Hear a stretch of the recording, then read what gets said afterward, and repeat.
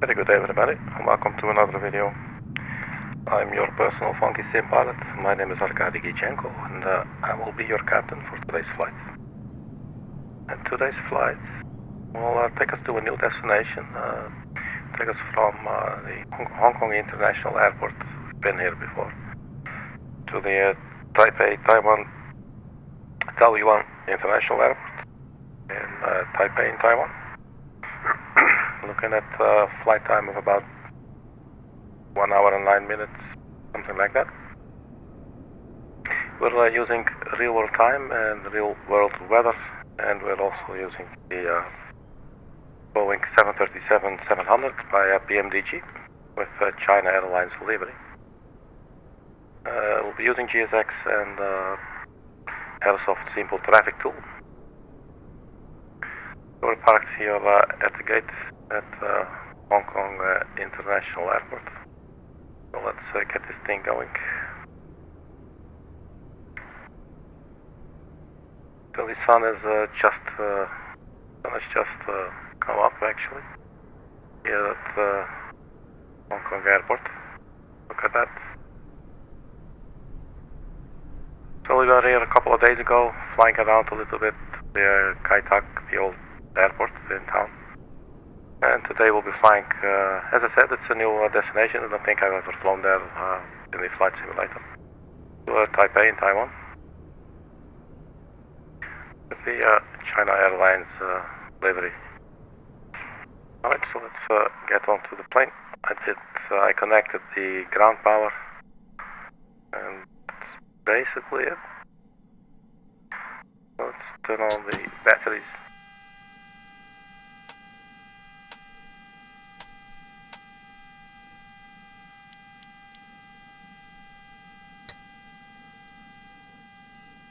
I think we should have ground power as well. Nope, not yet. Connecting the ground power.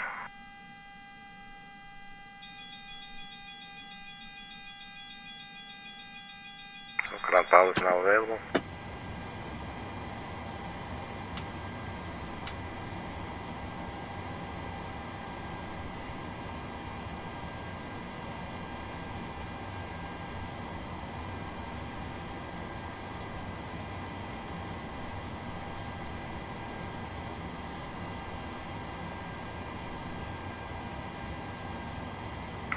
So the aircraft is figuring out its position. We've turned on a couple of lights. Nav lights and the logo lights, basically the logo lights and anti-collision lights. Well, some internal lighting on the flight deck, sort of like a working light if you will. So the ground power is connected, the jetway is connected as well.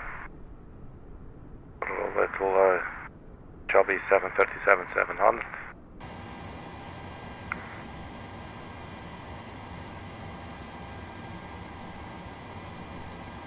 So this is going to be our flight to Taiwan. That looks beautiful. Now let's open up GSX and see if we can get some things happening. Gate 140. Then brief, okay. So let's request boarding. Boarding requested.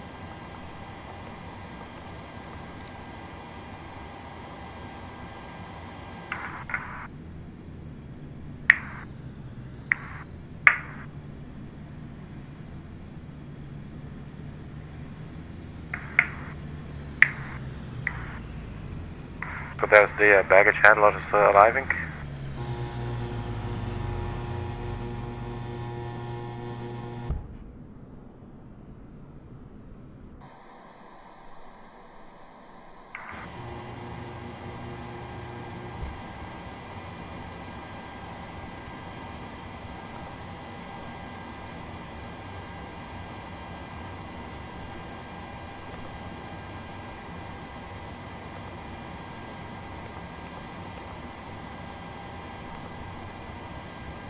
So do we just enter 140?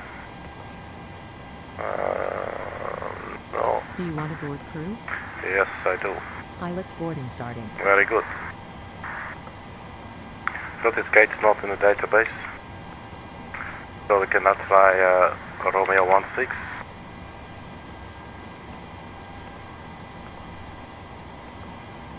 That is exactly it. There we have it. We go to Crew route. boarding starting. Request the flight plan. We set payload and we set the fuel and then we select the route.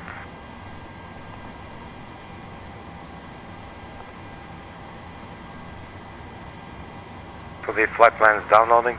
In the meantime, let's get some lights going so we can see what we're doing, you know.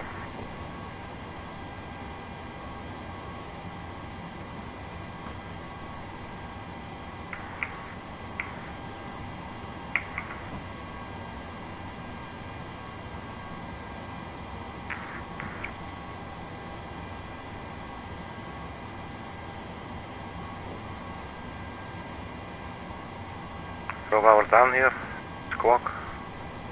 We go for 3121. And transponder is on. Your crew has boarded. Passengers We're all boarding very starting. impressed. So we load the flight plan now.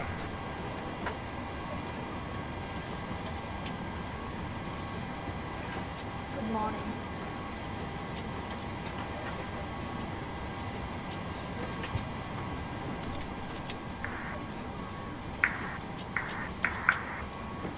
Hello.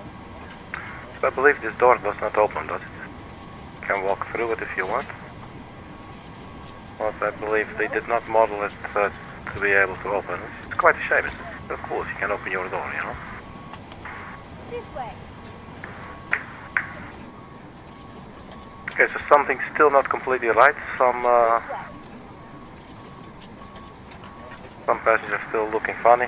I did an update today, but I downloaded this new livery, so it might. I heard it might be related to the livery actually. So after this gentleman sits down, he turns into a clown. Okay, well, that's a bit of a shame.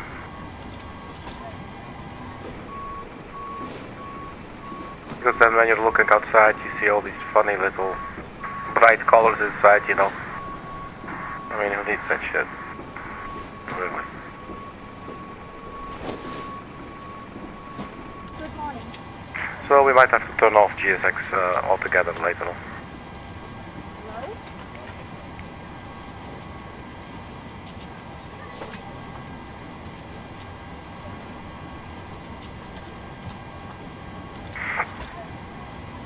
Let's actually also get the catering service.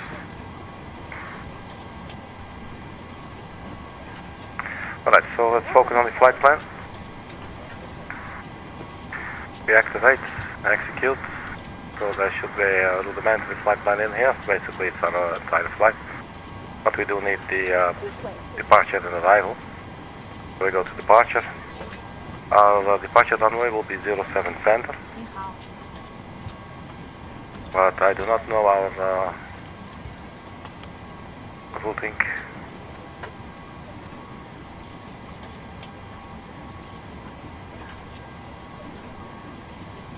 '07 center, the DALOL 1 Charlie.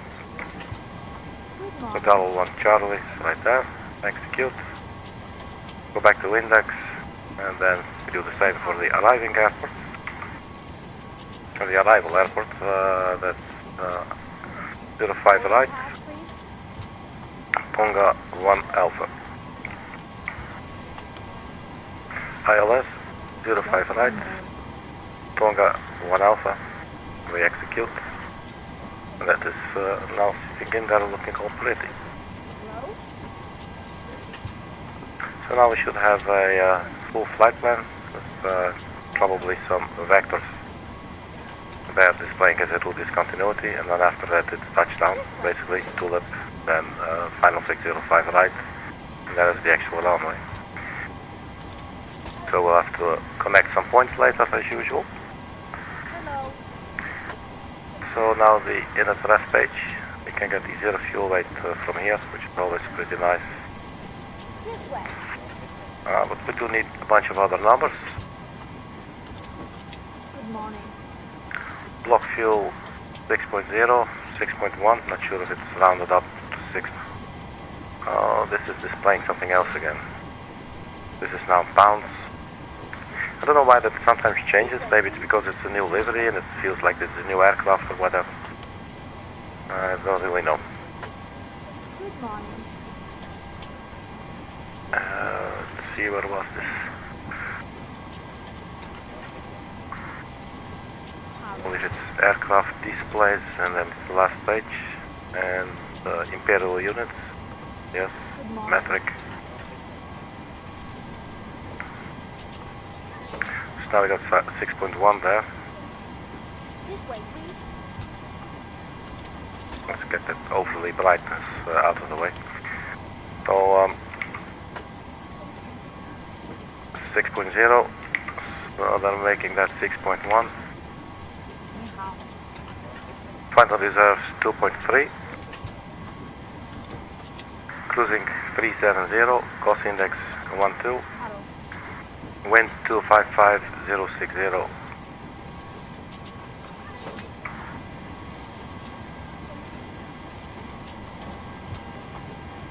The reserves 2.3. Boarding pass, please. Cost index 12. Block fuel 6.1. Cruising 370. Good morning. And cruise wind 255 and I forget 255060. Hello.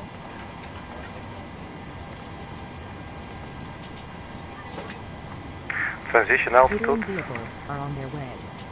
This way. Let's have a look at the departure chart. Airport elevation 28, transition altitude 9,000 feet. That's already correct. Hello? And the reserves was 2.3.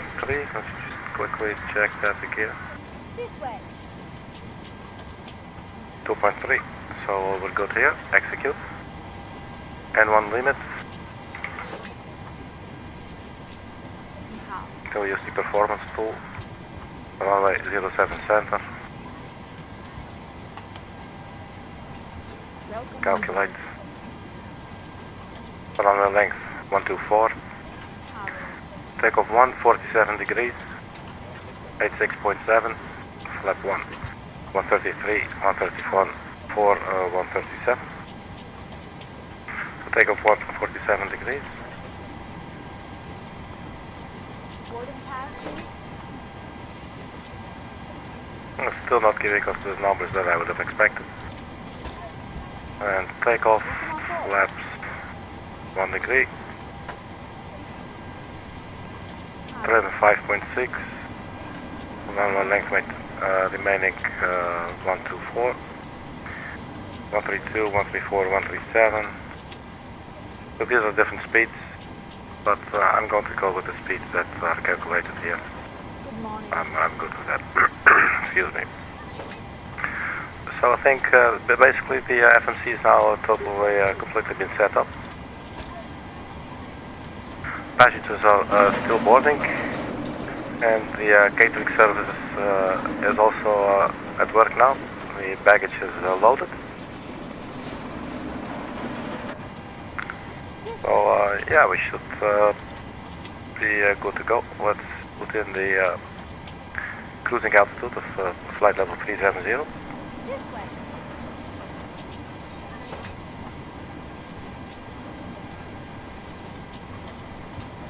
Let's turn on the flight directors on both sides. Welcome on Got some board. fuel pumps going. Let's turn on the APU. So we got the correct amount of fuel, 6.1. Narrow. Let's turn on the seatbelt signs, and the no smoking sign can go on as well. We'll set the cabin pressure for flight level 370.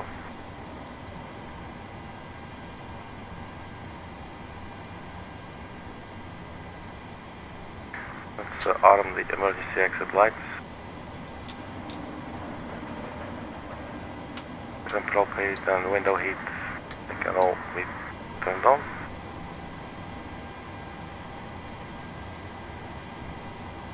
yaw damper, we can turn that on as well.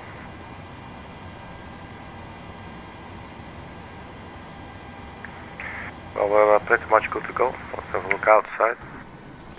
So the catering vehicles are still catering, but they will be done any minute. The aircraft, I believe the boarding has finished. Oh no, boarding is still in progress, but there's a couple of more passengers.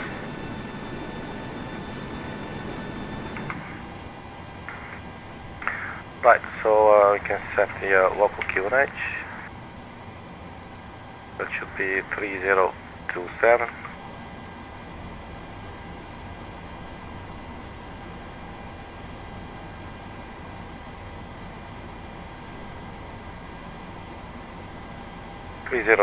set.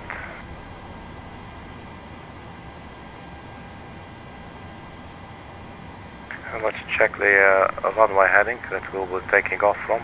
That will be 07 center. This one right here. The heading is 074. Let's just put the heading back to 074. Just in case, you know. Right, so the APU is started. Where do we have it? Here, that's the GT. So let's turn on the APU bleed.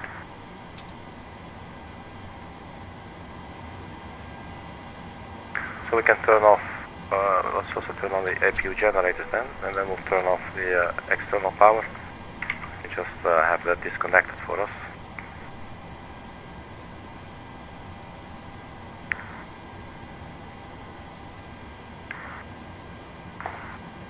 So that's disconnecting.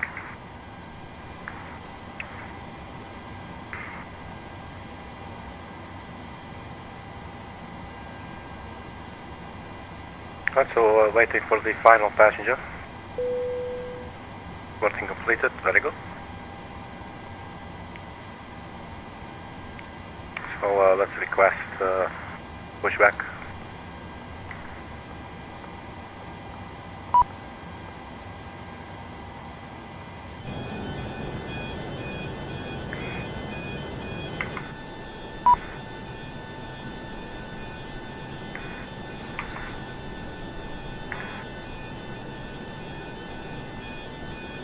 Hello, Captain. We are ready for pushback.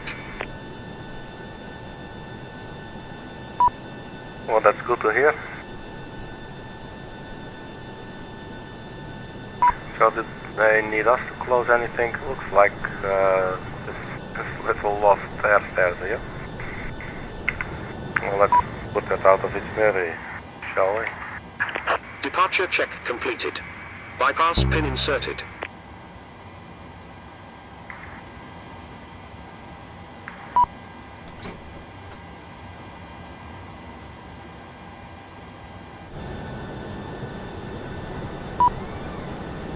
That thing is still not closing. Alright, so we'll do door management close on.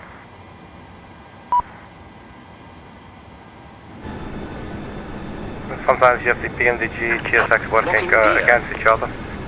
It can make for some interesting conflicts. Okay, so runway 07 center. It's fairly easy. We're parked here at Romeo 16. We'll push back. Let's go nose to the left.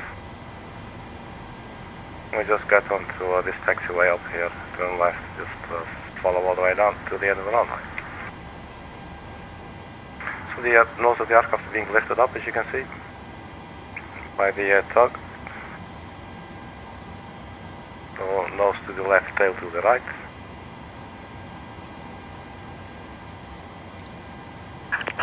Release parking brakes.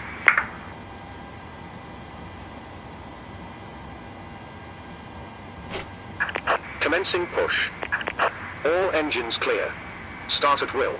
Alright, let's start up engine number 2.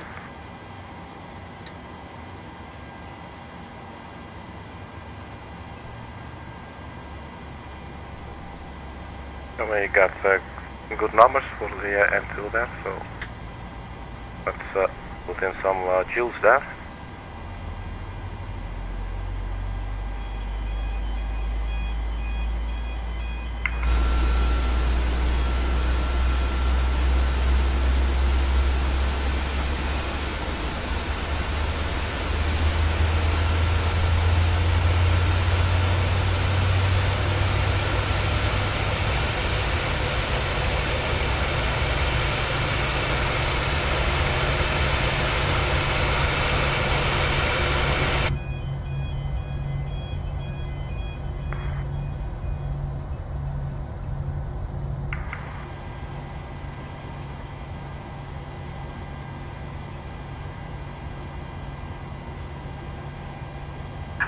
Set parking brakes. Waiting your confirmation for good engine start. Starting engine number 2. And actually, the second engine, engine number 1, I should say.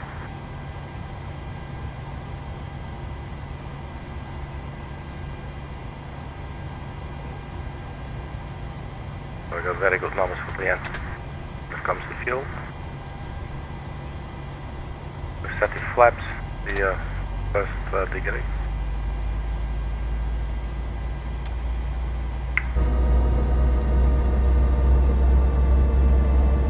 So there's the flaps traveling.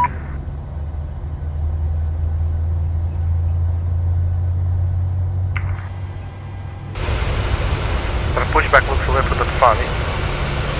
Could have gone a little further if you ask me. But alright, let's go ahead and confirm a good engine start.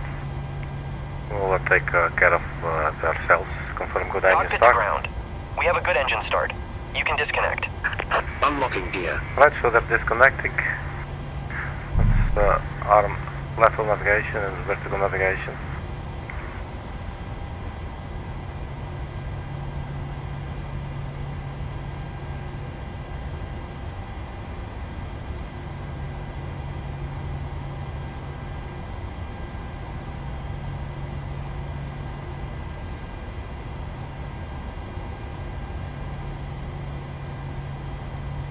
And let's turn on the main generators. And then we can turn off the APU.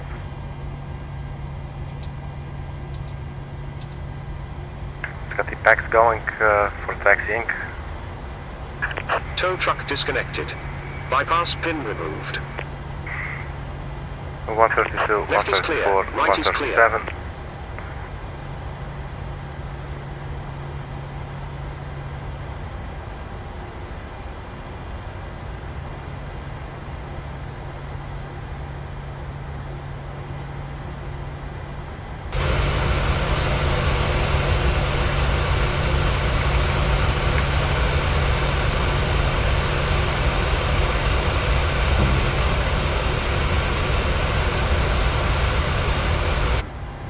Why are they talking about our parking brakes?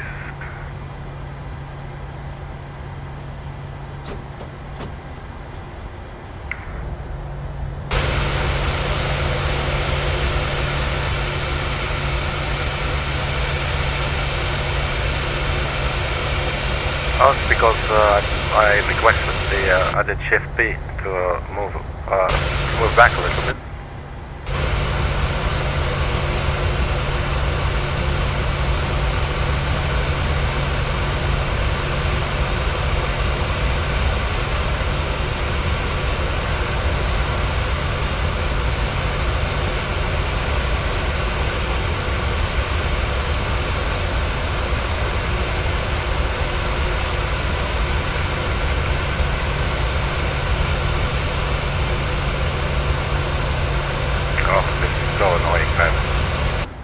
Okay, so fuck that. I think everything else should be fine.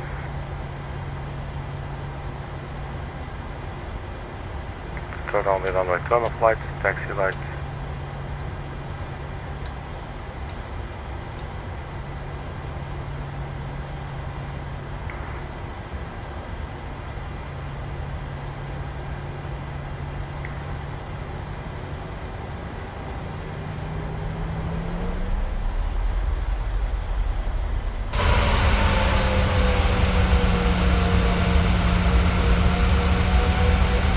There we go. Decent maneuverability.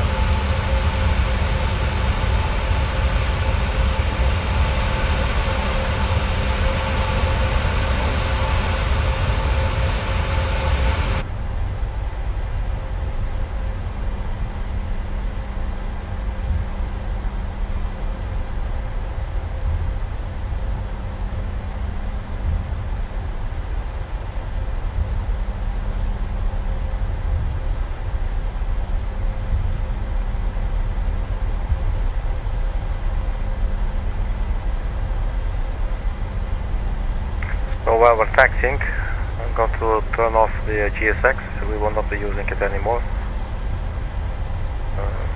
So let's exit.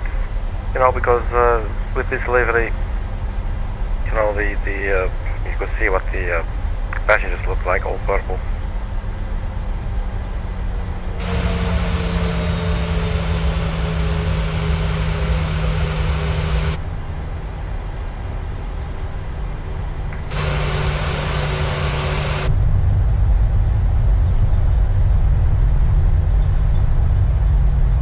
So that's Hong Kong for you in the morning.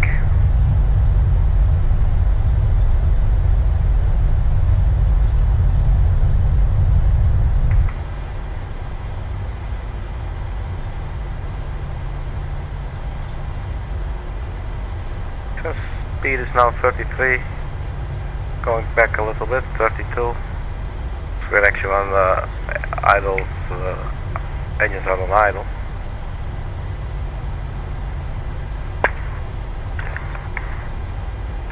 In the meantime, we can arm the auto thrust. Turn on traffic.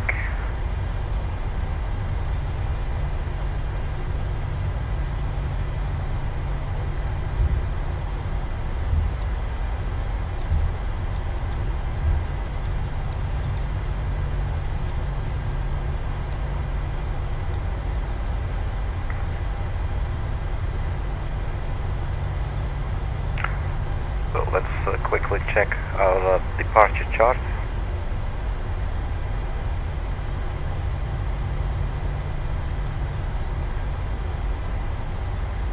.074 Rover, turn right 183 Hotel Hotel 322 Ramet.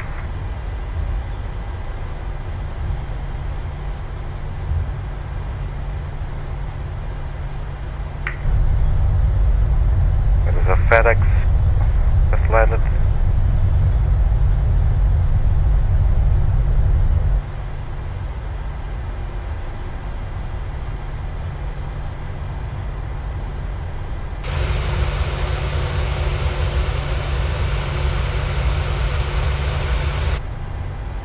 Yeah, so basically after departure it will be a right turn after 3.4 nautical miles to a heading of 183.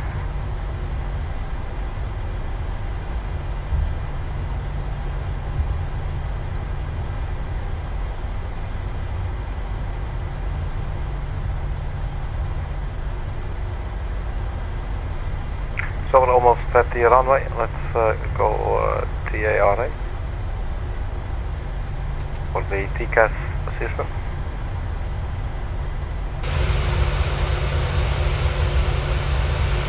We can take the next one to the right.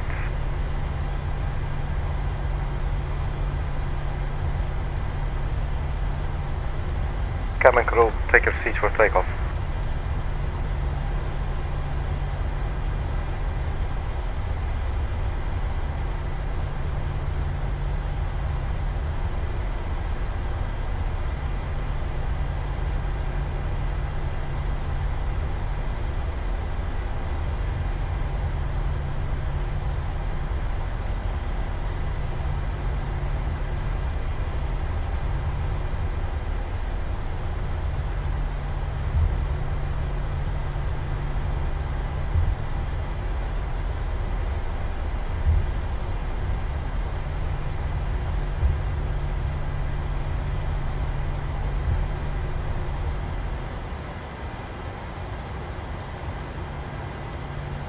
Alright, so here we are.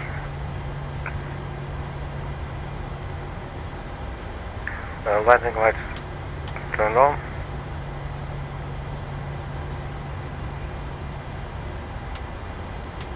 Position strobe and steady.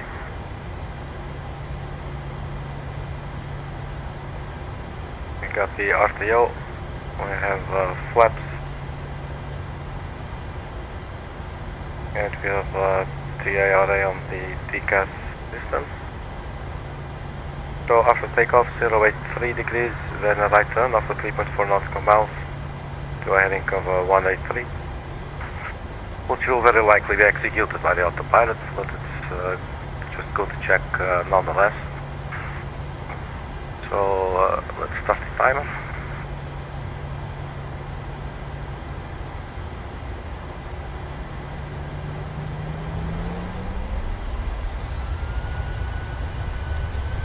And let's set takeoff thrust.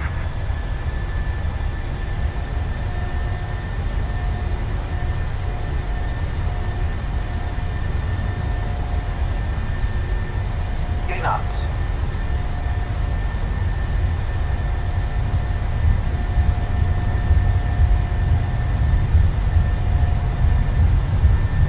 V1. Rotate.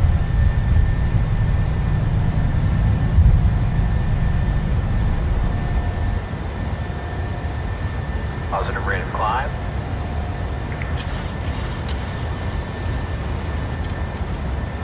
Gear up.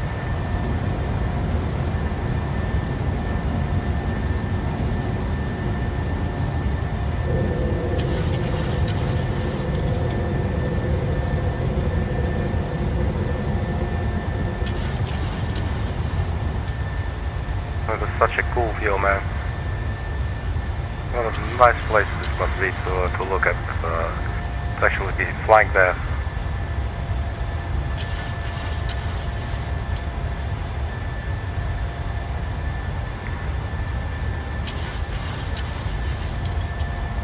Okay, so the nose wants to lower a little bit now.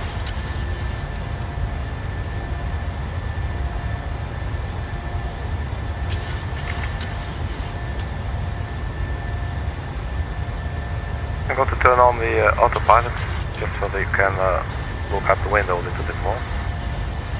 So CMD, autopilot is on, VNF speed, left navigation, flaps can go up.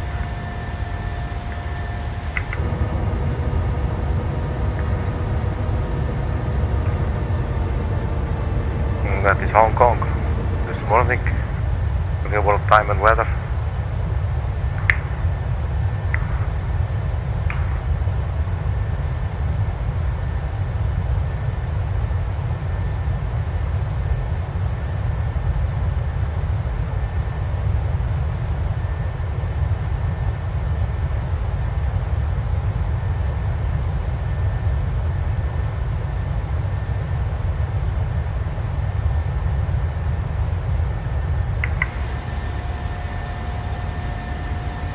Check if everything still going okay here. We can lock the landing gear now. We can come on, lock. Okay. Turn off the auto brake. The runway turn off lights, maybe it turns off the taxi light as well.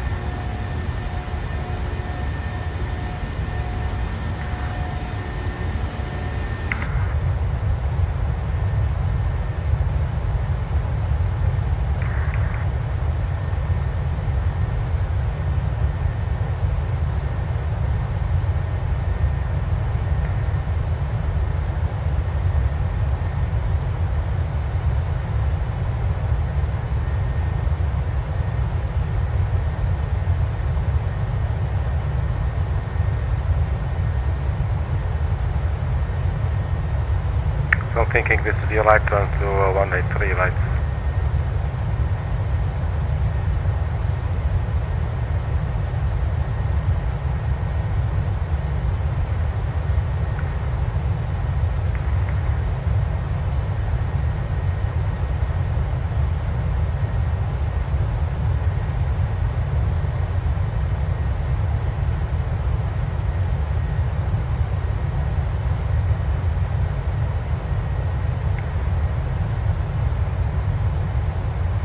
There's the city of Hong Kong once more.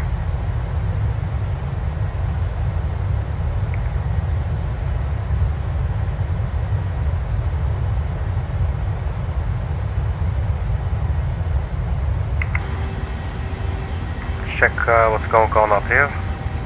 So we're passing 10,000 feet and the transition altitude as well. So let's go to standard altitude. Turn off the landing lights. And I think, yeah, we can release the passengers as well.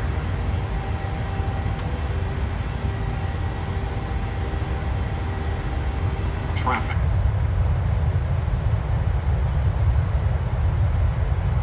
So that's Hong Kong in the morning.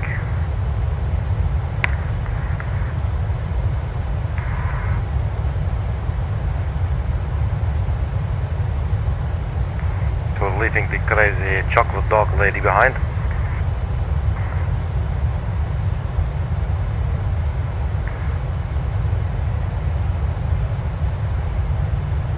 It looks like a beautiful morning at the moment there in Hong Kong.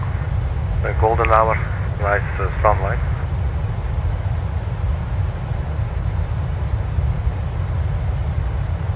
Right, let's see what's going up here. Still CMD and 1 LNAV enough speed, 12,000 feet, cruising altitude at 370. And the engines are engineering, so that's good.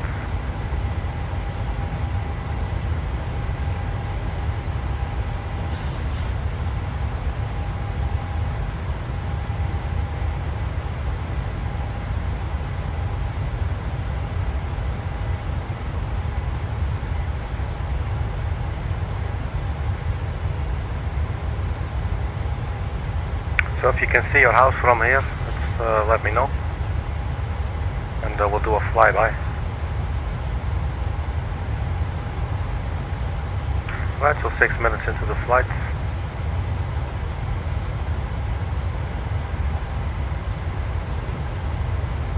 And where are the sunshades again in this one?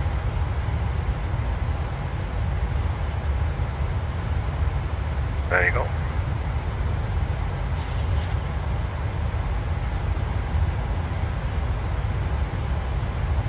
And I believe, does this one have the sunshade? No, not here. Okay.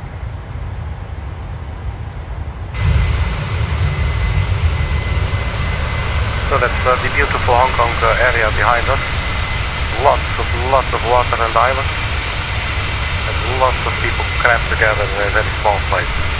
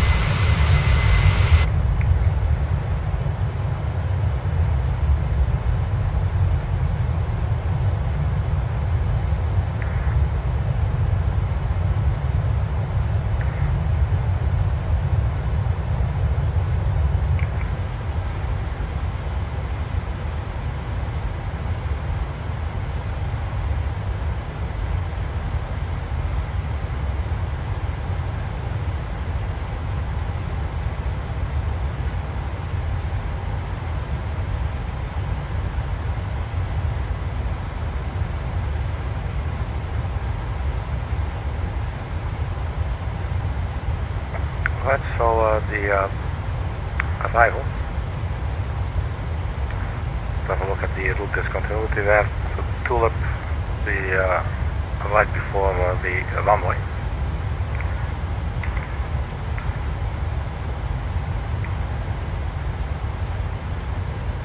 So our runway at Taipei will be 05 right.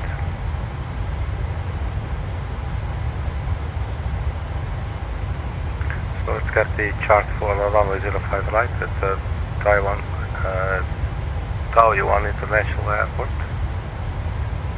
ILS 05 right, and we can use this one, so pin it.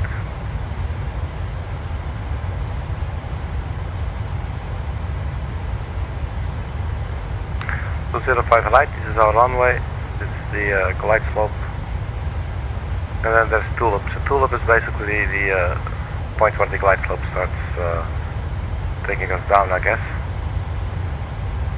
No, not really, that starts a little bit later at final fix 05 right. The Tulip is the C10.7 from the ILS. 2,500 feet. So before that we have Huku, so it could be that we are going to actually insert that plan if it's not in there, and I don't think so. So we got Huku, basically our waypoint there, Tulip, and then the waypoint before that, let's go back one page, is Yami. And I think if we look, if we want to find Yami, we'll find it on probably on the arrival chart, so that takes us to Yami. So we're coming from either this or that side, and then to Bravo, and then to Yami. And then after Yami, it looks like there is a discontinuity, but looking from this, it looks perfectly fine. So we can just add them up together and execute. So Yami straight to Tulip. Now if we want to, we could still insert another waypoint there, and I might actually do that just to have a little bit more time to align ourselves. For that quickly, let's check the plan page. So Elder, then Bravo, and then centered on Yami, and then there's a deceleration, and that takes us to Tulip. Actually looks okay, but if we would have a little more, like a waypoint maybe here, we would have just a little bit more time flying actually the runway heading. So after Yami and before Tulip there's Huku, and what does this one say? This is Yami. Oh, there's Yami is actually on here. Yami, Huku. Yeah, let's do Huku. That should be it. It should be fine. HUKOU. So HUKOU. Oops, missing one there. There you go. And I believe we can paste it onto Tulip. There you go. And we execute.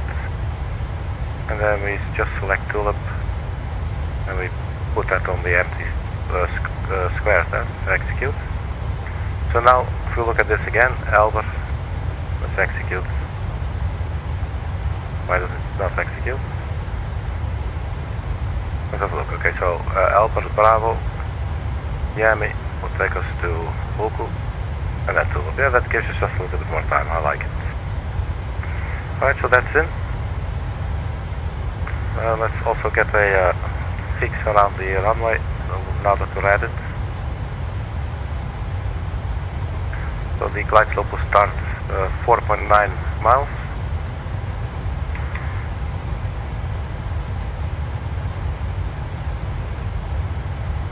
So just copy the runway name, get it into the scratch pad, go to your fix page, and you just click there, and it is magic. And for the runway heading, I will use the reciprocal. So we got 05 right. So the reciprocal would be 234. So radial 234. This will give us the extended runway center line on the display there. And then the distance, where do we want it to start? We wanted to start at the point where the glide slope starts sloping down. And according to the chart, that is D for DME, distance measuring equipment, 4.9 nautical miles from ICKS. ICKS, that's our ILS identifier, right there. So that's what we're doing. So 4.9 nautical miles, you can actually put in the digit as well, 4.9. Come on, you can do it. Very good. Right, you put it in, and then there's this extended runway center line, which is extremely convenient. And we have a little circle as well, knowing that that's the point where we definitely want to be completely configured. We can also put in another rig at 15 nautical miles, just to have a little extra heads up. And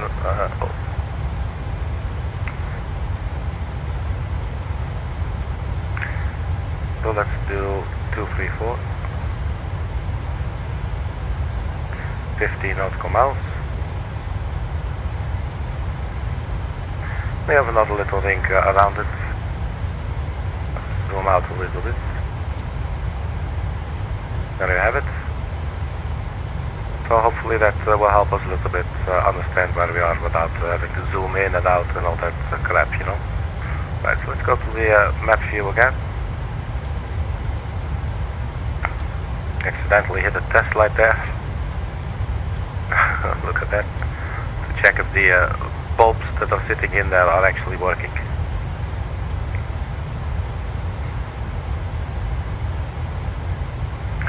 Alright, so we're almost at cruising altitude, about 4,000 feet or so. So we can also put in our ILS frequency.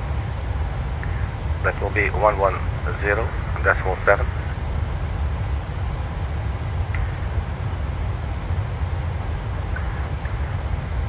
So 110.7. The sensor will be 0 as well, so we turn them, switch them around, and then there's 110.7, and then we have a approach course of 054 degrees.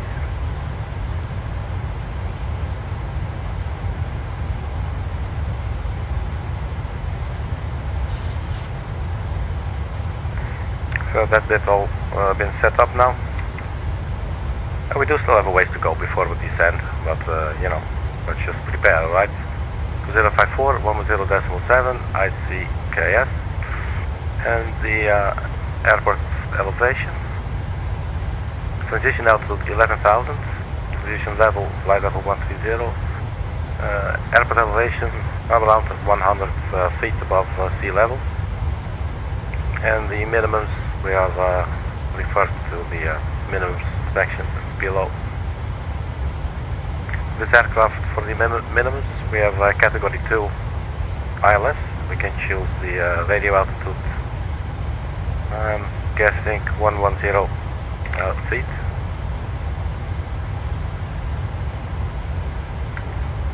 Oh man, I have a floating controller.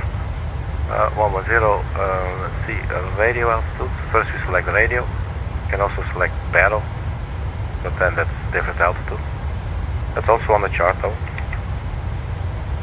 It'll be 271, but we're going for 110.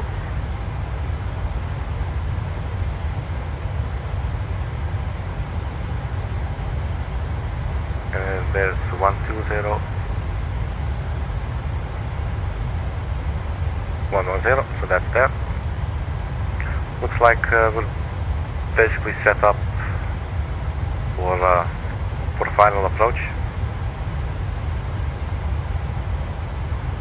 We are reaching flight level 370. So we're at top of descent.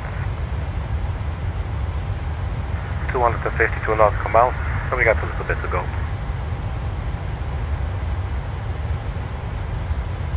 That's pretty cool. Up next will be Tonga.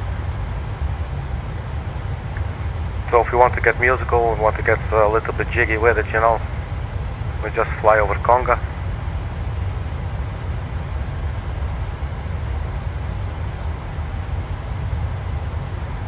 And the NSRF page, we can also check, we can choose like which flap setting we want for landing. I always like to do flap 40 degrees. And then you get the values here and just paste them here to make your decision basically. So that means we should be flat 40 at a speed of 131 knots. There is however an additional 5 knots to compensate for wind. So that would give us a total of 136 knots. So here actually the speed, the rest speed will say 131. That's actually what the speed is. But we will find in the flight plan 136 if we go to the legs page and we go to the runway entry we saw earlier when we copied it to put it into the fixed page. You can see there the aircraft needs to be 136 knots. So that's actually taken into account there. But it's good to know nonetheless, you know, like what the hell is going on. On our way to Tonga. So I think that basically is already our arrival briefing, basically. Can have a look at the arrival, basically arrival procedure, arrival chart.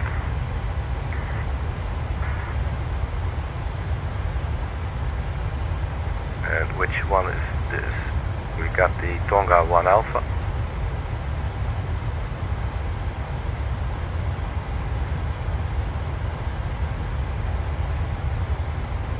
Here we go, Tonga. This is ours. And this should be around 11,000 feet, I guess. So if we check our legs page and we'll look for Tonga. Oh. So it can be a lot more high. We can actually still hit 370. And then we start descending. And we will descend all the way down. I'll descend all the way down to 1,600 feet. I know it's really early, but I'm going to put it in anyway. Because, you know, we're not expecting ATC or anything, you know. I think if this were an actual real flight, I would not do this.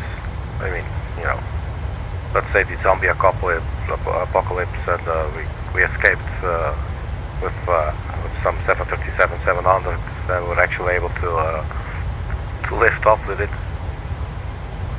And I think I would not do it just now, just in case, you know. But man, that would be weird. Right, 1,600, that's programmed in. You know, the point being, you know, you don't want anything, the aircraft to trigger something and it's going, okay, so I'm going to 1,600, you know, and all of a sudden you find yourself in a nose down position. If you're going to set something that you're not using, set the same value or just something a little bit lower, but not, you know, so don't set it. Or I can imagine, and you know, usually you will have a step descent. Really, you know, you can see there is a step descent in the flight plan as well. It's just holding at 370 for all of these waypoints, and then all of a sudden it will start descending. You know, you get 342, 228, 111, etc. And usually the ATC will just clear, you know, a descent flight level 280, whatever. And you just do that. And then you use this and use your vertical speed and just descend. But with the VNAV, it's actually really nice. Just dial it in, and the moment you overfly the, you know, some fictional waypoint that's programmed in that says, hey man, you should start descending now, the plane goes nose down, and that's it. That's very, very, very convenient. So I've been flying a lot of other aircraft lately, and today I felt this is actually the second time. And actually I didn't even, you know, I feel like flying, and I'm just immediately going on the channel, just stream it. It's nice to have a little bit of, I don't know, it's like,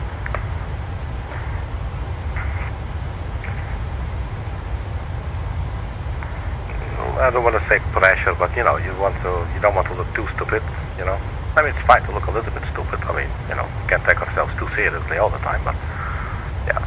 So it's nice to sort of challenge a little bit. It's the same basically I did with trying to land at fucking Paro Airport. I don't know what I was thinking. I've been awake for like 20 hours or something, and then I figured like, oh, let's fly this new airplane to fly to Paro Airport. I mean, you know, what the hell am I trying to prove there? So I figured, you know, just feel like doing some sort of like a routine kind of flights, you know, with a piece of equipment that has pretty much proven itself. And yeah, I'm still learning, obviously. But thankfully, there's a lot to learn. Seriously fucking cool. So yeah, this aircraft is definitely a different workload, you know, because a lot of things are automated. You still have to pay attention, you know. But a lot of things are automated, which is also nice. You know, both are actually nice because I do like the RJ and the 146. You know, they're quite hands-on. There's a lot that you have to do yourself, which makes it really rewarding. You know, you feel like you're doing something, and when it's working out, you're like, hey, that's pretty cool. And then you start getting these delusions of grandeur, thinking that when the zombie apocalypse comes, that you will save the entire planet because you are the only person who knows how to take off an aircraft, you know. And then you realize you don't have gas, and you have no fucking clue where to find the gas and how to put it in an airplane and actually make it work, and it's all safe and it's not exploding right there in your hands, you know. But it's still fun, and you know, we can dream and fantasize, just like that girl in Hong Kong, you know, with her little doggy named after chocolate.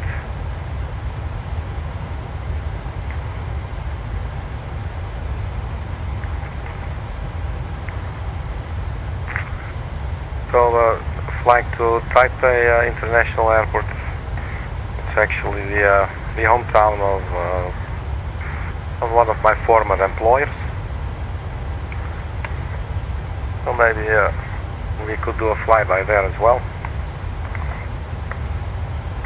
And maybe we could just say, you know what, screw all that, we're just going to land.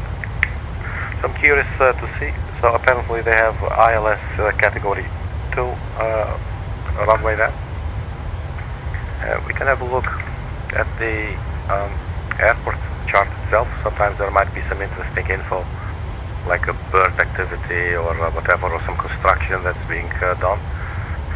Taxiway Whiskey for aircraft, wingspan up to 118 feet. 748 aircraft using taxiway Romeo between taxiway Quebec 2 excluded and taxiway Q4 included.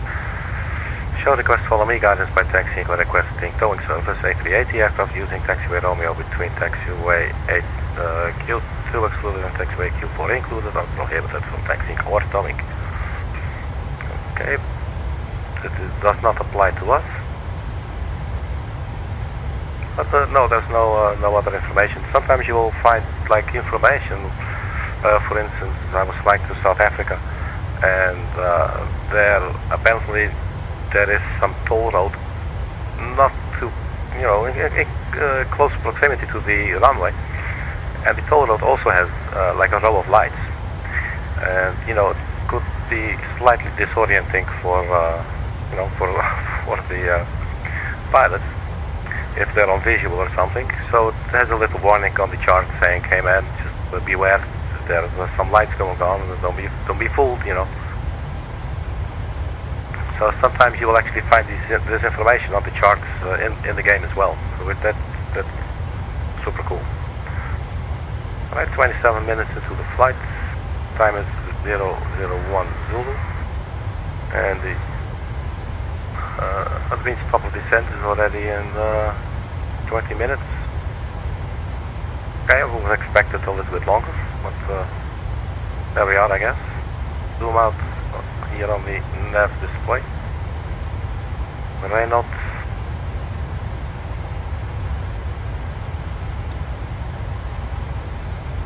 And then that's all starts happening. There's Albert, Bravo. We've seen this bit on the plan page.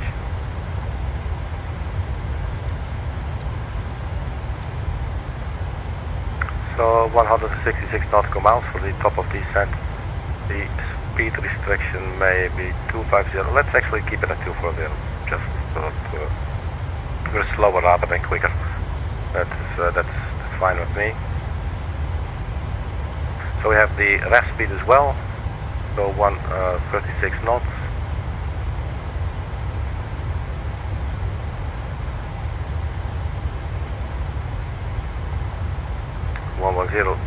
.7. So let's check the ILS identifier. I like to double check it. 110.7. You can always find this way at the top of the page. You have your localizer with the identifier and then the frequency.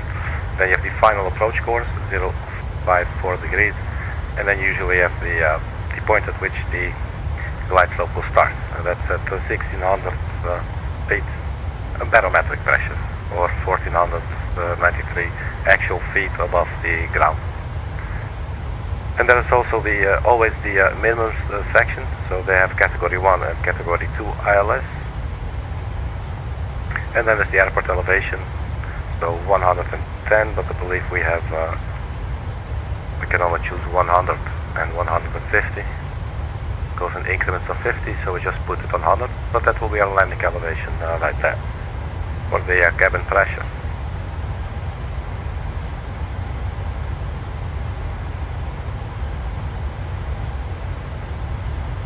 So my throat is getting quite parched here, so I'll be back in 1 second, and I'll just get to myself to the galley, and then when I come back we'll crash the aircraft.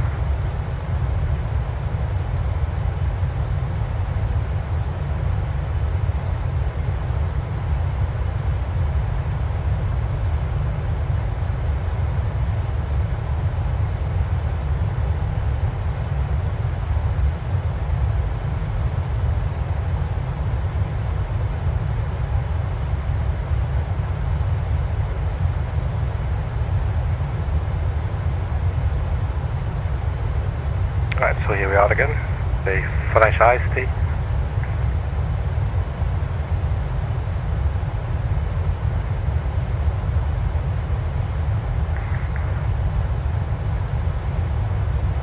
So I'm curious to see where we are looking at the world map.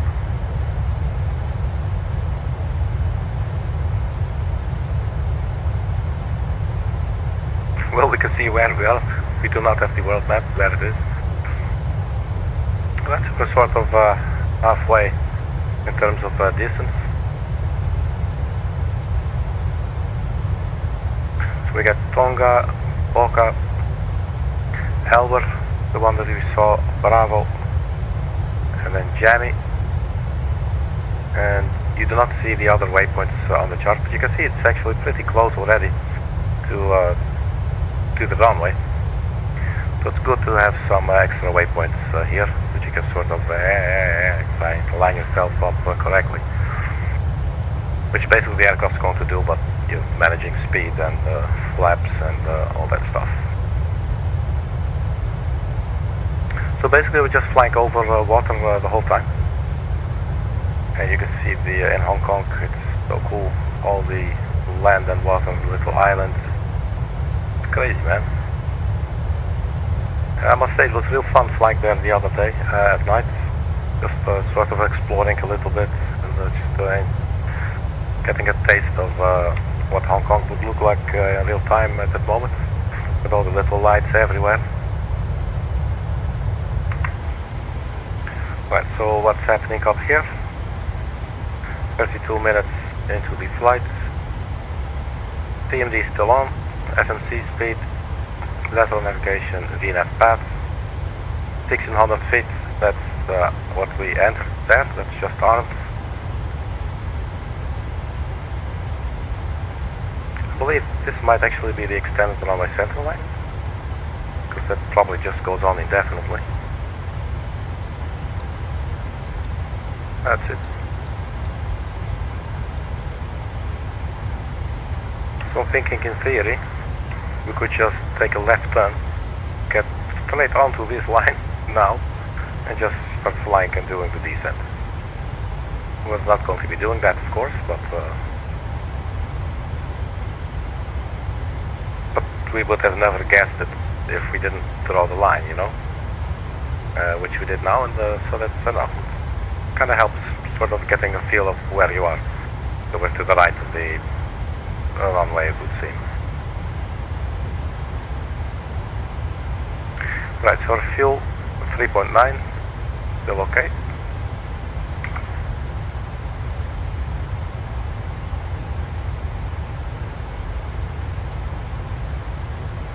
Reserve fuel was 2.3. Did I not set it to 2.9? Not sure if we can check the fuel page actually from here again. No, it's just showing approach. Well, it'll be fine.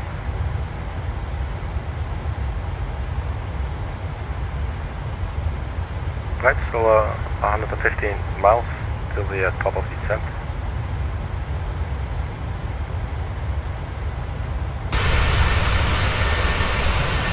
So it's the China Airlines delivery. Let's actually get the speed camera like this. Oh, that's weird. The passengers are still showing funny. But we quit GSX.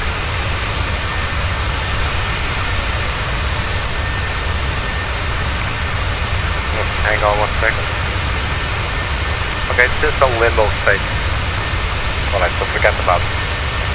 But that's the China Airlines livery, which does not appear to be properly configured for GSX at the moment.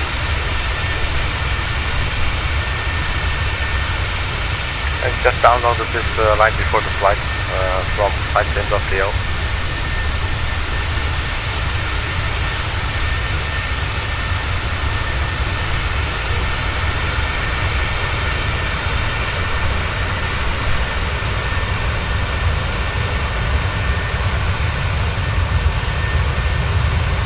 What we maybe could do with GSX, if it's not sure if it wants to start now in-game.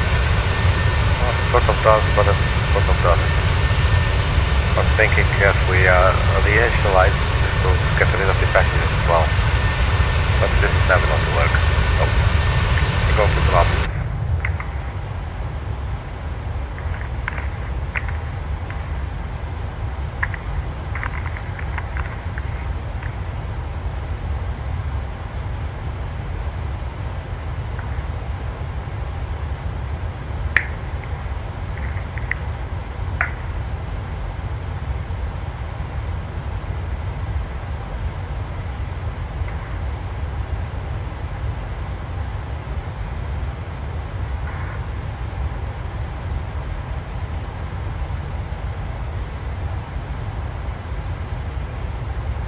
So for the descent checklist, pressurization, we checked, that's 100.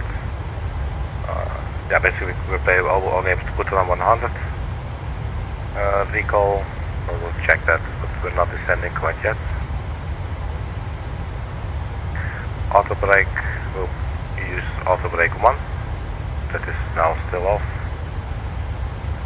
Landing data VRAF minimums, we have that. Approach briefing, basically have that as well. Let's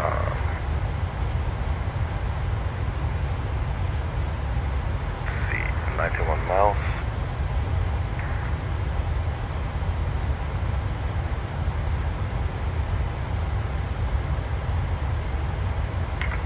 Yeah. Let's check the weather. So the report was issued at 0100. What is that? 0 hours, Zulu.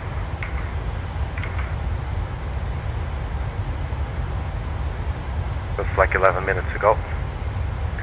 030, 12 knots of wind. Varying directions 330040. 4,000 kilometers visibility. Rain. Scattered clouds at 300 feet. Broken at 500, broken at 1200, temperature 14, dew point 14, QNH 1028. So let's pre-dial the QNH. So it looks like it's raining and some scattered clouds here and there, like three layers or something. So 1028.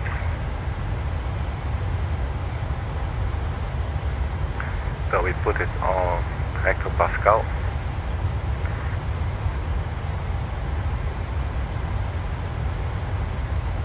And 1028.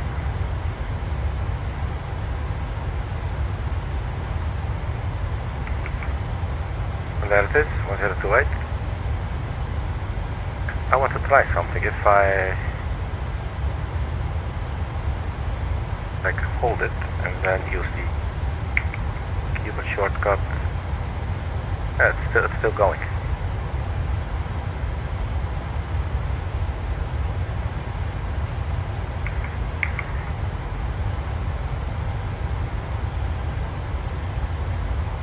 So it was 1028, okay.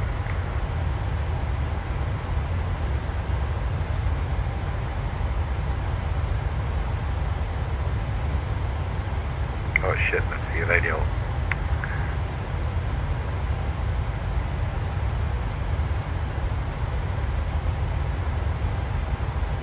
This one, 1028. Alright, so that bit's been done. 7 minutes to the top of descent.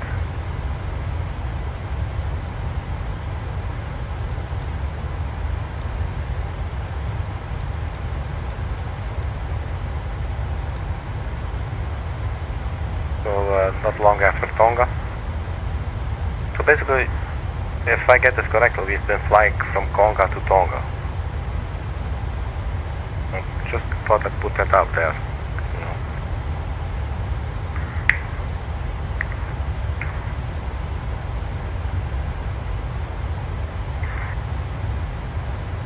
So I think around these areas, they also have a waypoint called Manga, where you fly from Mango to Manga.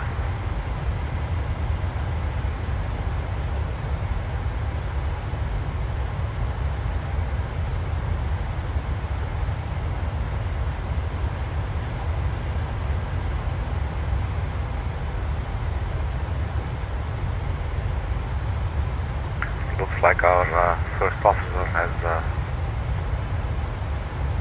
removed himself from the flight deck.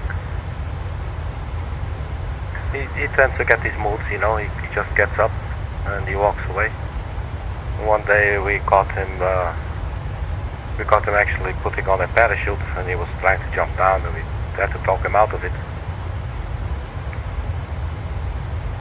And yeah, after that day we allowed him to have him bring his favorite teddy bear on the flight. And since then his behavior has stabilized a lot, I must say. But you know, he does have his moments of weakness every now and then. There's a little relapse, you know, but it's only human. So you know, there is understanding. You know, if there's no understanding, what the hell are we doing on this planet? You know what I mean? So yeah, he might come back, he might not. His name is Mike. He's usually with us on other flights as well. And he's the guy who's always sitting there, really stoic, looking straight in front of him. But he's super focused, you know, except when he's like, I don't know what he's doing at the moment. You know, he goes. One day we found him in the stairwell below after a touchdown. He was all cold and hypothermia and all that stuff. Yeah, you know, it's problems you get at work sometimes. You got your colleagues, you know, and sometimes you get along, and sometimes you don't. And even when you get along, sometimes colleagues do not get along with themselves. You know, that can happen. We've also had a colleague that had a problem with the aircraft, and the aircraft had a problem with the colleague, and they were snubbing each other for weeks. You know. So, for instance, you know, I would say to the first officer, gear up, you know, and the first officer would put the gear up, but then the plane was like, and go gear down again, you know, and they were sort of going back and forth a little bit. It was never reaching any kind of serious, dangerous levels, you know, but so it's not like the passengers were in any kind of danger, but there's all these little pesky annoyances, you know, and that sometimes happens. And yeah, it's, in a way, you know, maybe one day I should actually write a book about it, because it's some fun stuff that I've seen. And but at the same time, it's concerning, you know. But it's also heartwarming to see, you know, how sometimes they, I don't know, they appear to sort of like they appear to develop sort of brotherhood, you know. And so they sort of they pick on each other, but at the same time they rely on each other. You know what I mean? It's an interesting dynamic. But that's psychology for you, you know. What the fuck do I know? I'm just a simple sim pilot, and all I can be is funky.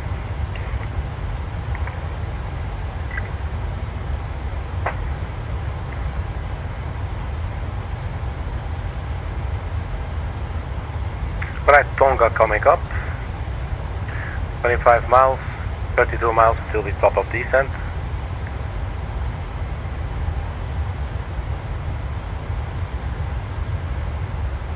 And the weather report was issued at 12, so it's now 12:18, so we could have a look. Maybe it updates every 15 minutes or every 30, but this is not updated yet.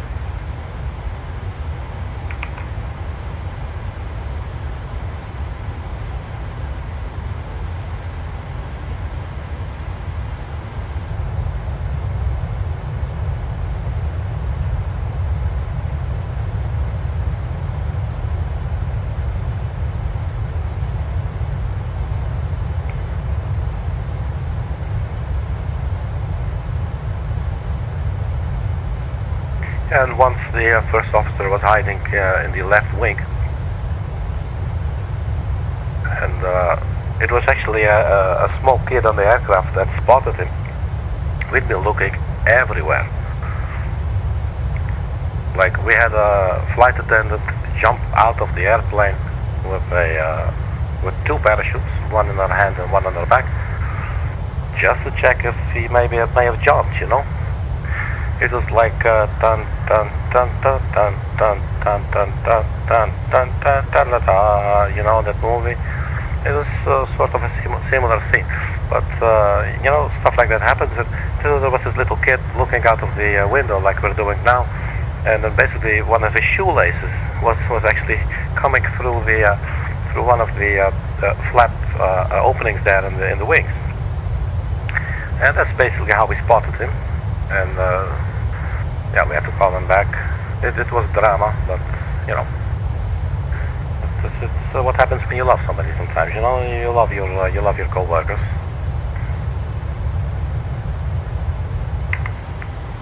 Okay, so what's happening on the flight deck? Mike, are you back? No.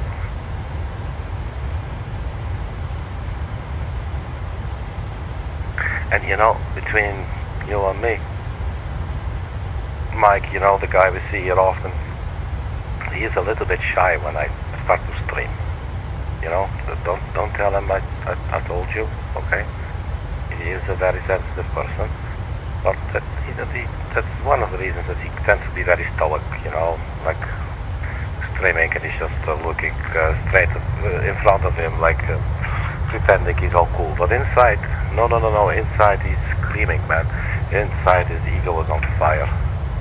It really is, and you can tell.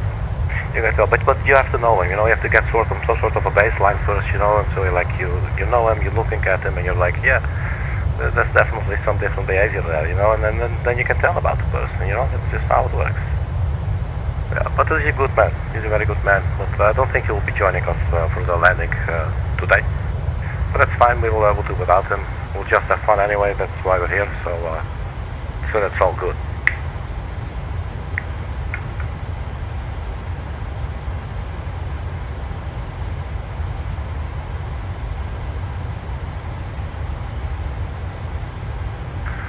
Flight level 370, and we are 0.6 miles, top of descent. So here we go. You'll see the nose going down. We have descent rate 2,000 feet in climbing.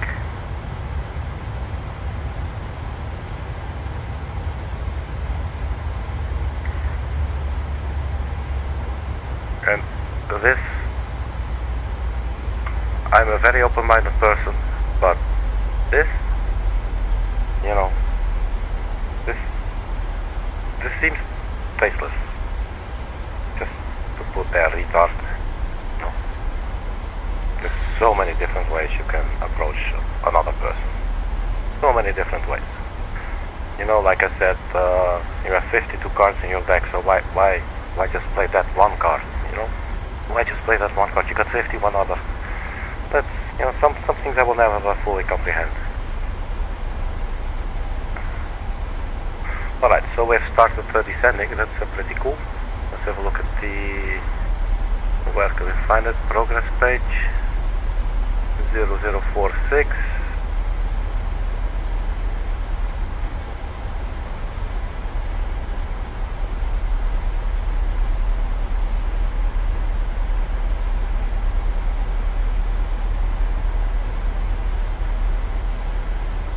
Alright.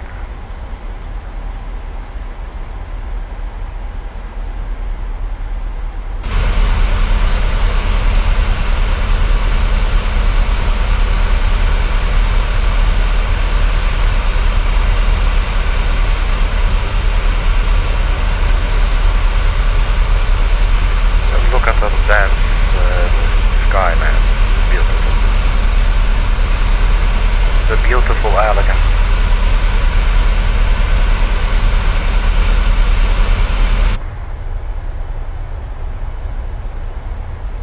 I don't think this is where I wanted to go. There you go. Right, still on autopilot. On that enough path, on our way to 1600 feet. but we don't have to be scared that it will go to 1600 feet immediately and there will be a mountain. If we check our legs page, we will see the Elbar. We need to be at flight level 223. Unless it is allowed to go below, then probably it will go below it. But if it's not allowed to go below, it will not. But it will remember. That's another thing, you know, with the aircraft. It remembers. You know? You know what I'm talking about. It remembers. It always remembers. You know, like one day you could be there, like, let's say, take off, bird strike, engines are out. Okay, this is a horrible scenario. Okay? And the hydraulics fell out. And you want to make a emergency landing, okay? Hydraulics are out, your gear is not deploying, okay? So you have your little gravity gear down here. I believe it's this,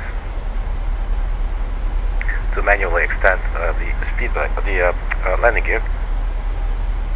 And the aircraft starts saying, well, do you remember on Saturday, the 14th of July in 2021?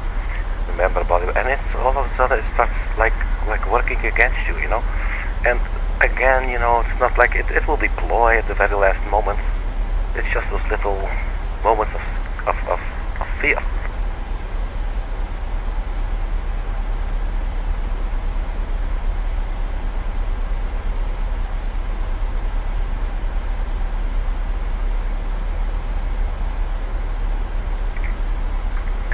And it tends to do things like that.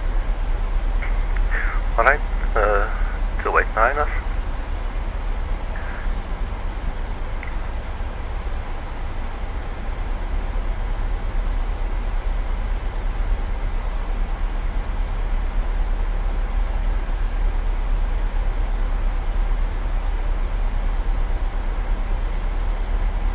So there's definitely some clouds indeed.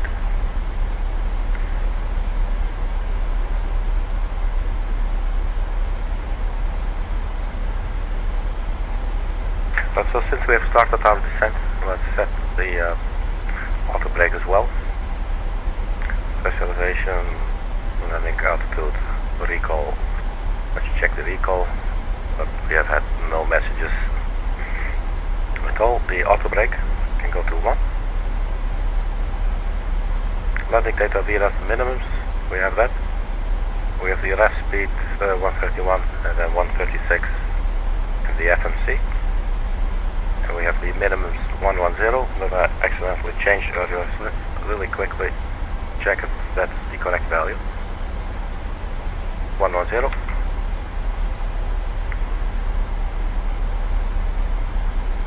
And minimum landing data, approach briefing. Oh, we have the approach briefing, so we're good, man.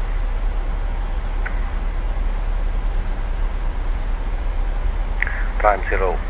Let's see if there's an update. Nope, not yet. So maybe in a couple of minutes, if it's a 30-minute update, then we should get some more information for our landing. We're a little bit high on the descent profile there. You can go to your desk page here on the 737-700. The FMC has a desk button for descent, which is really nice. You can see if you have vertical deviation, how you know, it says drag required. So it's still a little bit, tend to be a little bit high. So we're 67 feet high, that's not so much. So let's expand the speed brakes. And we should see the numbers start to drop in a bit.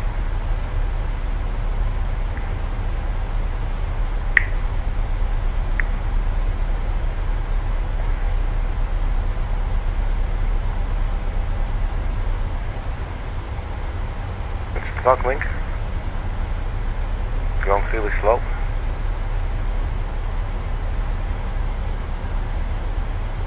Let's keep the speed brakes out for a little bit. Go to the legs page. Elbar speed 252, which basically we are now. So by the time we get there, the aircraft might level off. I'm not really sure. Might go straight down to Bravo. So the transition altitude forgot. Let's see, not sure if that's on the approach chart. Yeah, they said transition level and transition altitude. 130. So we're not quite there yet.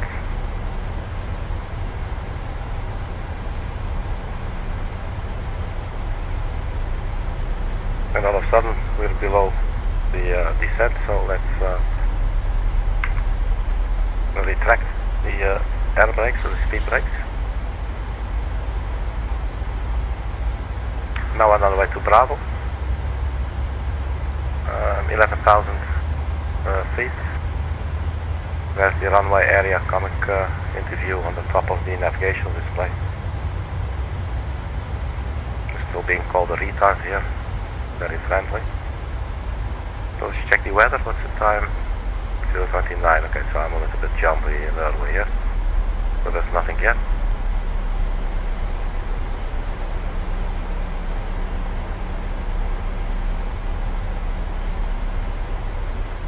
So let's check the descent page, our arrival,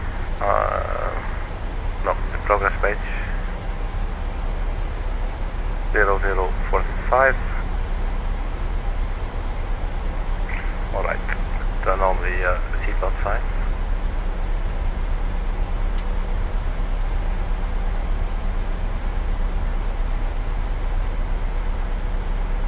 Good morning, ladies and gentlemen, this is your captain speaking. As you may have noticed, we have started our descent into our destination. We shall be arriving at Taipei International Airport in about 15 minutes. Please return to your seats and fasten your seatbelt signs. The local temperature will be 14 degrees. It will be a rainy day today with lots of clouds and well, as I said, 14 degrees. On behalf of China Airlines and on behalf of the crew, thank you very much for flying. Alright, so we got that out of the way. We're a little bit above the profile there. Let's zoom in now a little bit to get some better view. I'm just going to leave it like this for now. We're on the way to Bravo. That's 36 nautical miles. Legs page.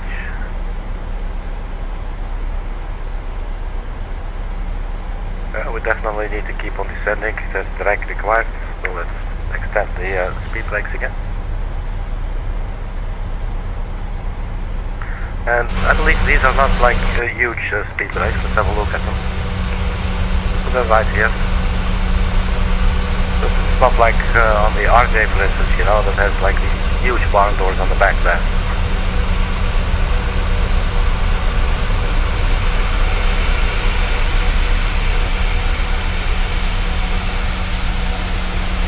And now it looks like Mike is here, but this is what he does, and then you get inside and he's not there. Now this is not the first time, you know. Look, he's just fooling with us.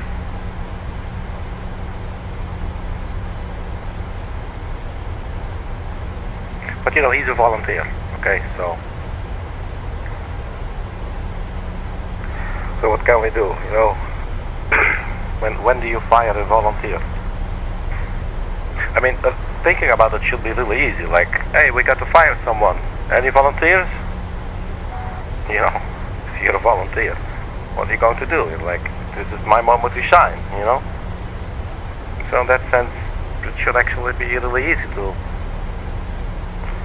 It should actually be difficult to keep all the other volunteers from volunteering as well. And you might end up firing all of them all of a sudden, you know? So in that sense, it is a twisted sense of circular logic.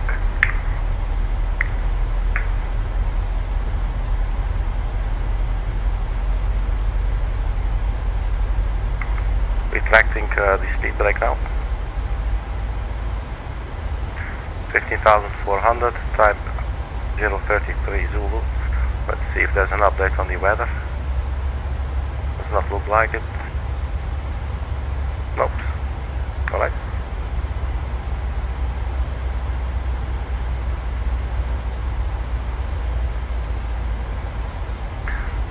Let's also start up the APU.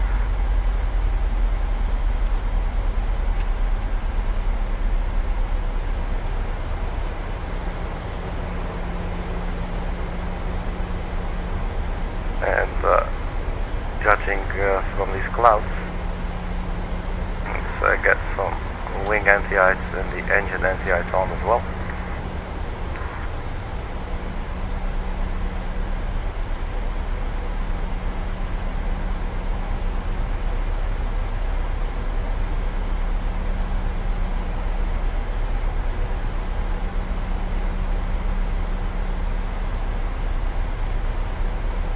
I'm going to get some more air brakes out.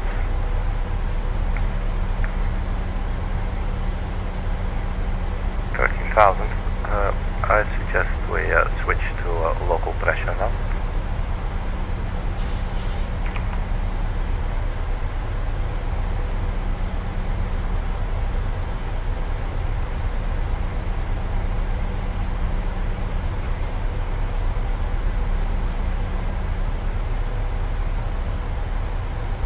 Have not updated the weather. Okay. Our speed brake is out.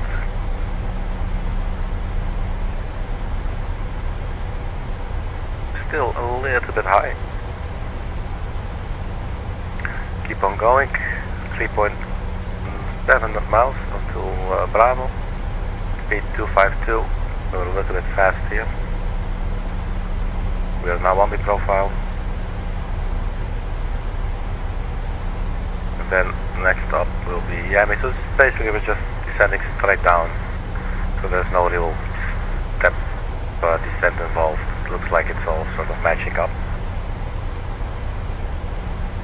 So the downside is that we're constantly in a nose down position and therefore we're fighting a lot against our own speed.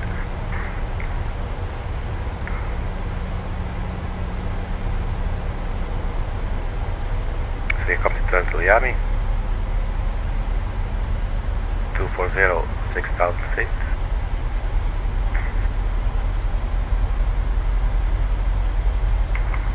Let's retract the speed brake. You'll see the descent profile start to change. We were all of a sudden below it, and that is quickly changing. 10,000 feet, we're in the clouds. So the taxi lights and the landing lights.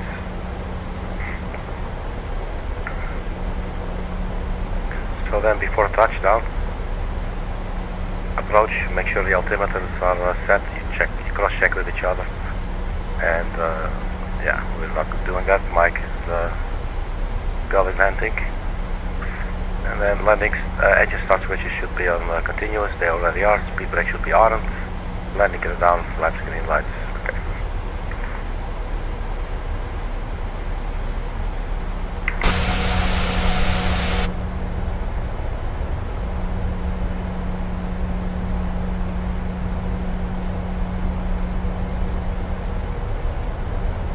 And that's all right.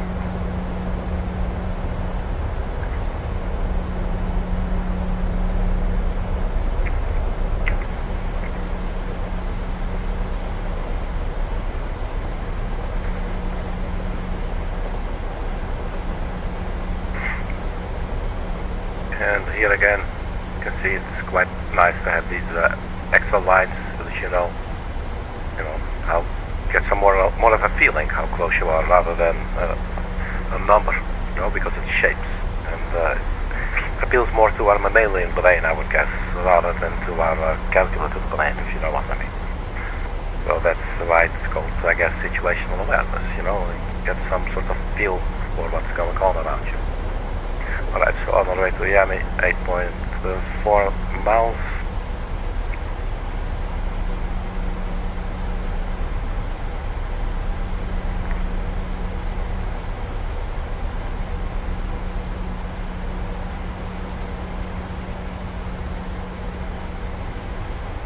So cool flying through these clouds, man.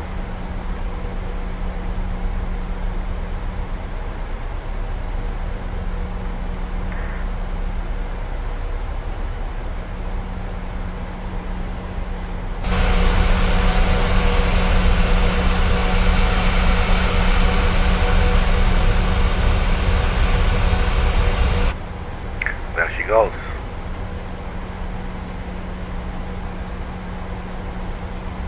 Right, so speed-wise, we're We're actually speeding a little bit. There you go, drag required.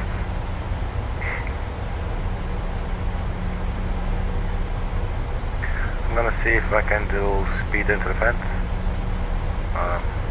This one.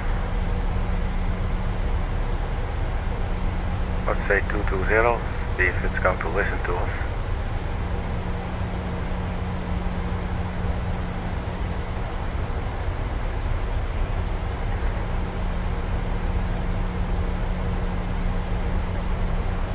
Basically it looks like our descent rate might appear a little bit high. We're now turning, see, from Miami to Huku, that's the waypoint that we entered in ourselves.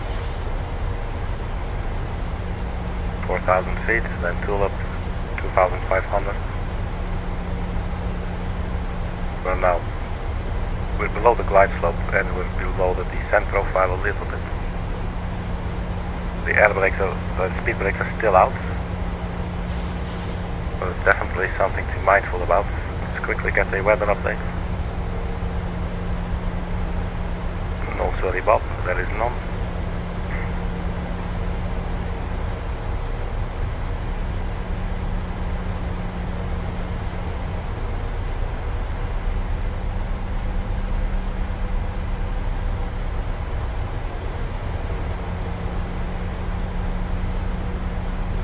So Huku and 6.5 miles, and then a left turn to Tulip. So at Huku our speed should be 210 actually, so we click dial that in immediately.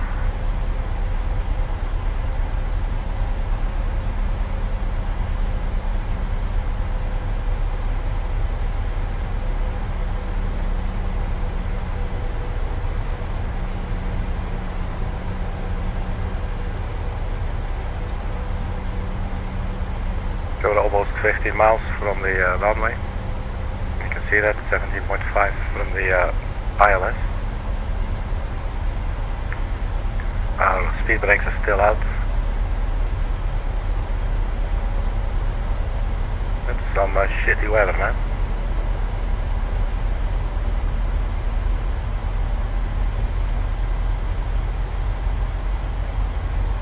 Let me see if I can deploy flaps. There you go. So speed is going to be reduced to 180 knots. Still says drag required. Hopefully the flaps are going to help with that. That's R&D localizer. Localizers aren't in white.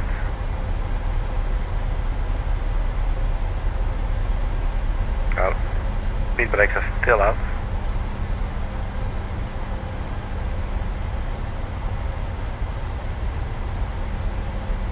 So up next, Tulip, speed 180.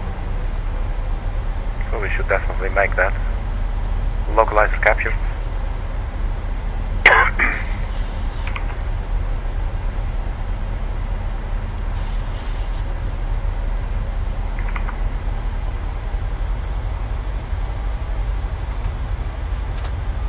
Flap 2. Range 13.6 nautical miles.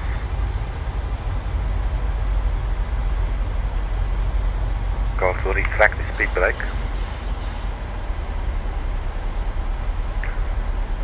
Approach, armed. And that's armed the speed brake now for landing. Single channel, we're on glide slope now. Flaps to 5 degrees. Range 12.1 nautical miles.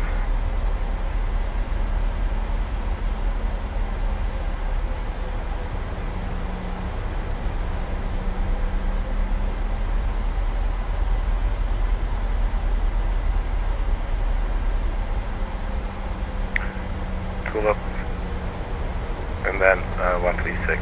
Okay. So range is now 10 miles from the runway. Absolutely nothing to see outside. Well, except there's a little rainbow there.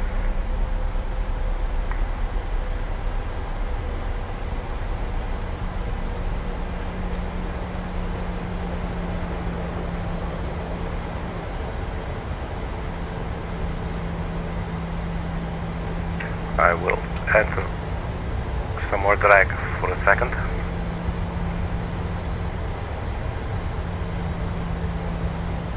I'm dropping the gear at 9 miles now, just because I need some more drag. Usually you can drop them around 4 miles.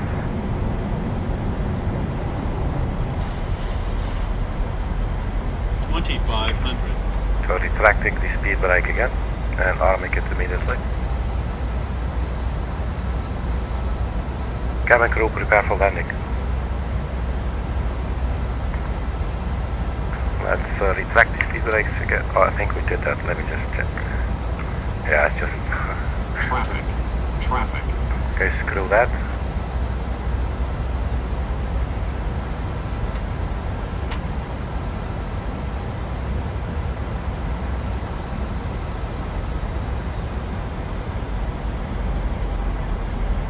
Speed 136. Dialing it in myself just to be sure. And now the range 6.7 nautical miles.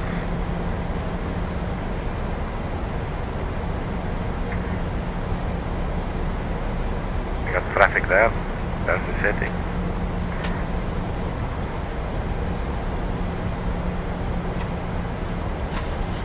It looks like we're decelerating really slowly. 5 miles to go. Our speed is still 160, which can be okay. I know that around London airport it's usually 160 knots until 4 DME, and we are 160 until 5 DME, so I guess that's okay. But it's a bit hectic for me. So our flaps going to full. So we entered our approach speed, 136 knots.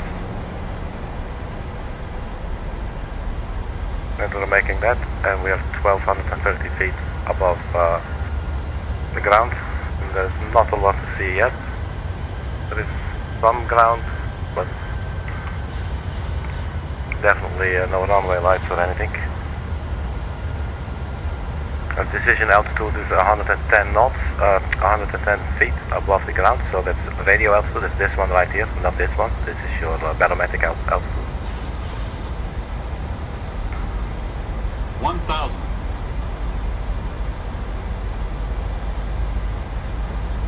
For the rest, we're basically fully configured, I think.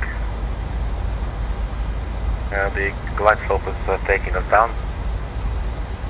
Should we not see the runway at 100 feet above the ground, we should actually perform a go-around, which I did not study, so we're just going to have to make do. It's some very poor visibility, man. That's cool. We're at 2.3 nautical miles, 2.2. There's the runway lights. So, autopilot off.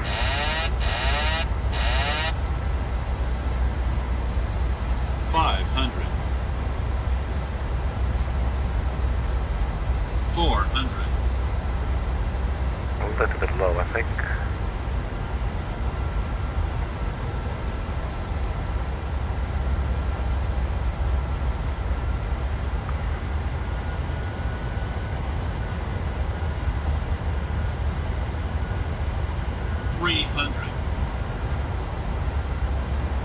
So we'll definitely see the runway. That's good.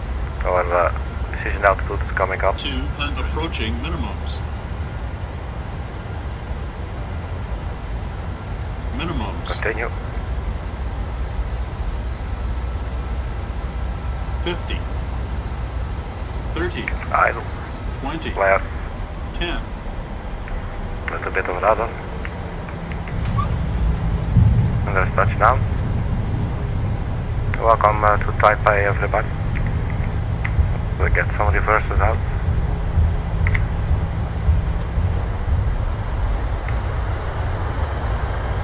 I find the runway center line here.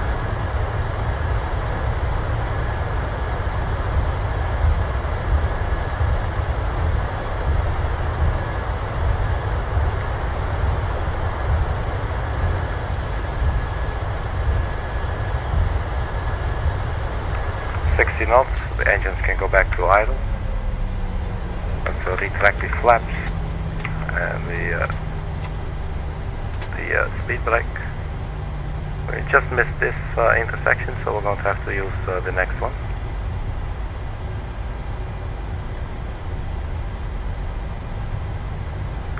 So let's do keep the aircraft rolling. We do not sit here on the runway any longer than necessary. We can turn off the auto brake there.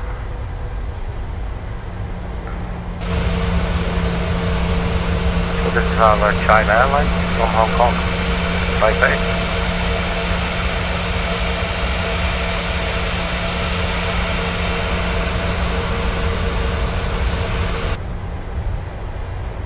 So let's exit the runway here.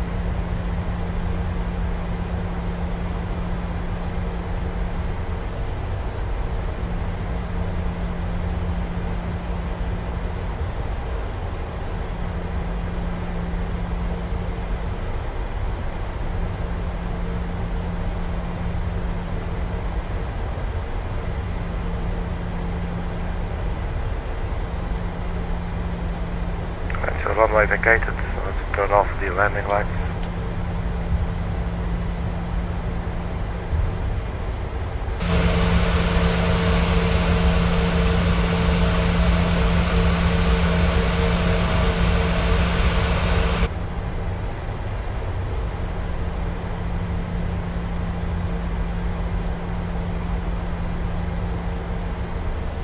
So it looks like we landed a little bit late. I didn't check the timer, it's now 050. I think we landed maybe like 3 minutes later or something. Let's run over a fuel truck.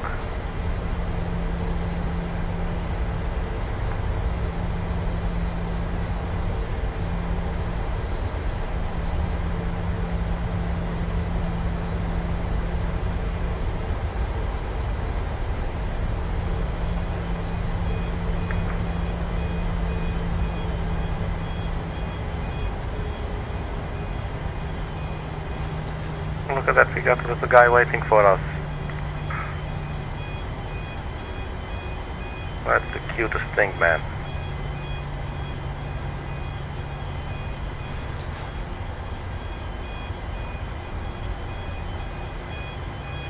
Thank you, ma'am.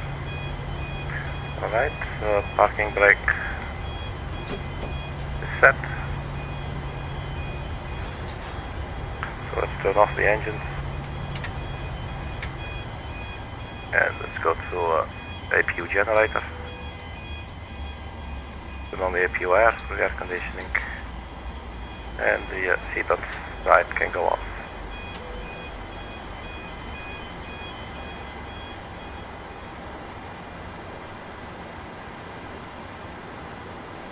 I see you.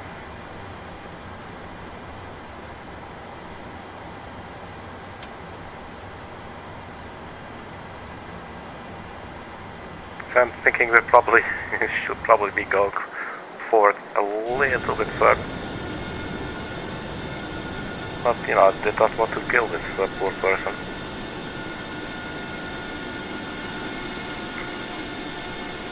She already doesn't have a real life, you know, so why take away her second life of, you know, and make believe. Dude, it's okay, man. You can relax. We're standing right in front of your nose, man. What? Alright, so that's our aircraft full of radioactive people from Hong Kong. As you can see through the window, they're all radioactive. That's something to do with the new livery that I downloaded. And it's not compatible, I guess, with the GSX. Unless it needs some tweaking, which I do not feel like doing. Other liveries work as well, so I'm not really sure what's up with that. But here we are, man. We made it alive. It was an interesting flight. Maybe the next flight will be interesting to fly from here back to Hong Kong using the same aircraft. That could be interesting. We still haven't seen Mike, but he will be joining us on some other flight soon enough. So yeah, until then, thank you very much for checking. and everybody stay funky. See you at the next video. Bye bye.